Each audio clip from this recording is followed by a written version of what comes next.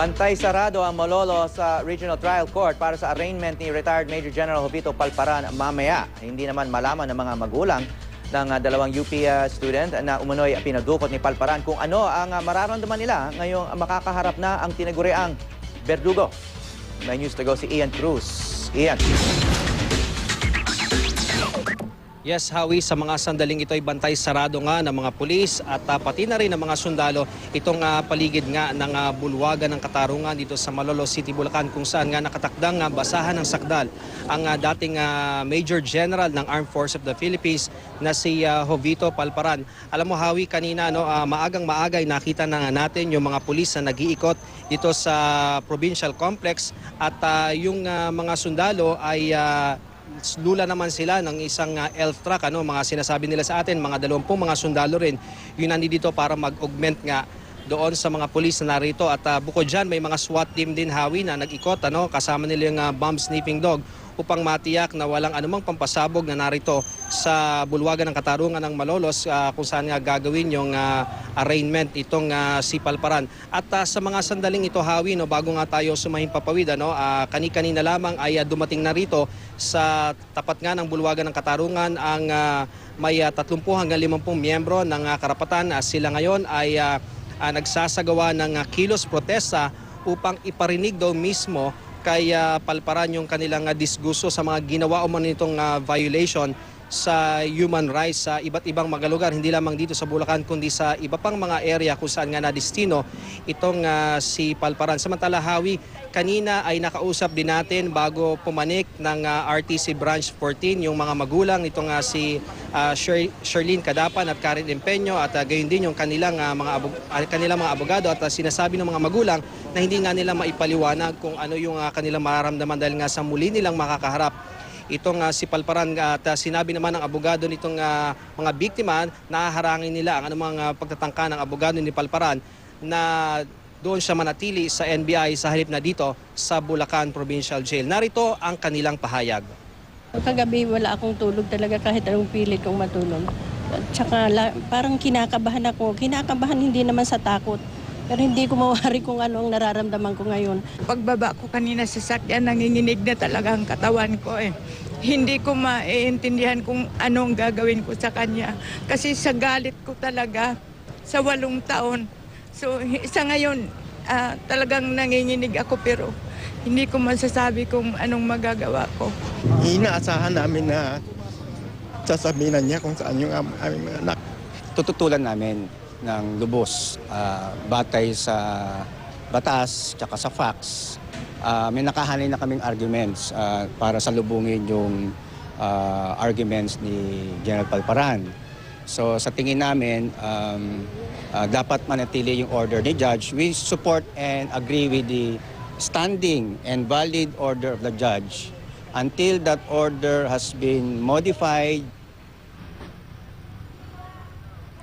Howie, alas 10 nga ngayong umaga nakatakda yung arraignment nitong si Palparan sa sala ni Judge Teodora Gonzales ng Malolos RTC Branch 14 at inaasahan nga natin na magiging mahigpit yung seguridad doon. Sa katunayan nga, Howie, hindi pinapapasok yung mga kamera ng mga kagawad ng media at ang balita sa atin ng mga kasama natin ay mga reporter lamang ang maaring magpunta ron sa loob upang mag-take ng notes pero yung camera daw ay hindi iaalaw.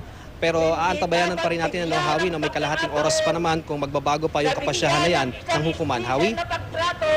Iyan, nandun na raw sa loob ng courtroom mga saksi nitong pag-torture, di umanong torture kay mga babaeng dinukot daw ng mga tauhan ni Palparan. Tama, Howie, nakausap din natin si Raymond Manalo. Ito yung kabilang sa Manalo Brothers na dinukot din noong 2006 sa San Ildefonso, Bulacan. Sila yung nakasama ni Karen at ni Sherlyn doon sa Camp Texon sa San Miguel, Bulacan. Doon sila nakita rin sila sa Limay, Bataan.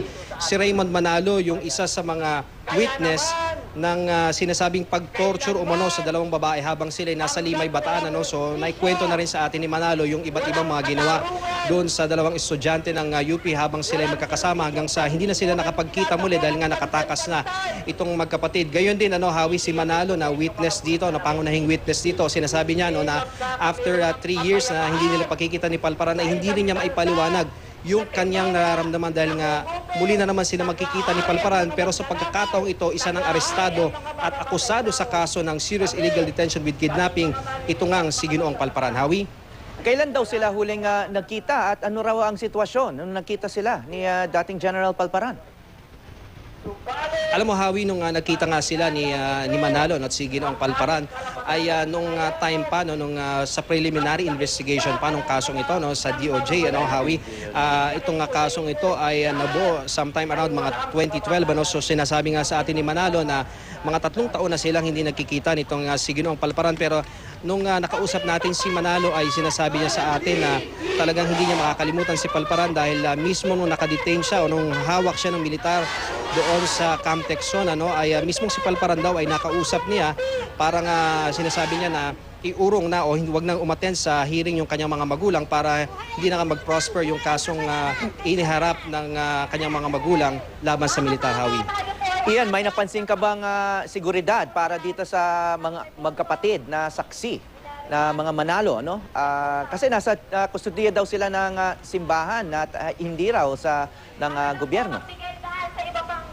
Tama, Hawi, nung nakausap natin si Manalo, si Oscar Luterio ay nandito rin, na isa rin sa mga nakasama sa mga detention area ng dalawang taga-UP students. Sinasabi sa atin, Hawi, na sila ay nasa sanktuaryo. Bukod nga doon sa simbahan, yung karapatan at yung iba pang progresibong grupo ay hinahawakan sila dahil ayaw nilang mapunta doon sa ibang programa para sa witness protection, dahil nga iniisip nila, Hawi, na baka mas ligtas sila kung nasa side sila ng karapatan dahil nga ang kalaban nila mismo ay dating opisyal ng Armed Forces of the Philippines. Hawi.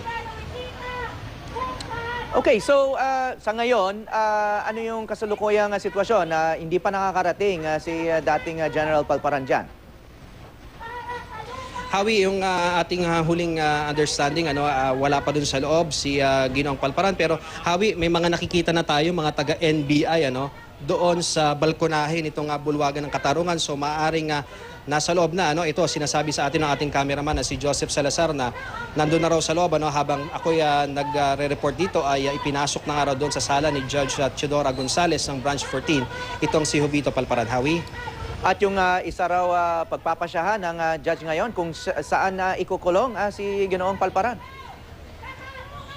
Tama, Hawi, kasi meron ng sinabing commitment order ang Branch 14 ng Malolos RTC na dito talaga siya sa Bulacan Provincial Jail, na sinasabi nga ni Atty. Edre Olalia ay ilang hakbang lamang mula dito sa bulwagan ng Katarungan, pero merong motion ang panig ng nitong si Major General Jovito Palparan na manatili siya sa NBI, at si Senador Trillanes naman ay may binabanggit na maaring pwede sa military facility itong si Ginoong Palparan. So lahat daw ng yan, Hawi, sabi nga ni Atty. Olalia ay haharangin nila lahat ng legal avenues ay pupursigin nila para dito maipiit sa Bulacan Provincial Jail itong si Jovito Palparan. Hawi. Okay, maraming salamat, Ian Cruz.